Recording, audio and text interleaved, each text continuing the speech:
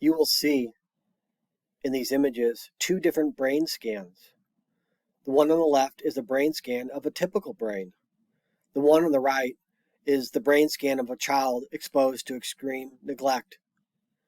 Trauma can impact typical brain development.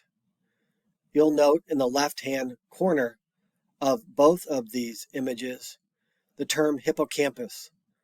The hippocampus is responsible for learning and memory. You'll note on the right-hand side of the brain of the child exposed to extreme neglect, the hippocampus have shrunk. In turn, this particular child's ability to learn and memorize has been greatly impacted. You'll also notice the spaces are larger with the brain of the child exposed to extreme neglect. And also the shrinkage of the cerebral cortex, which is up in the upper left-hand corner of both images.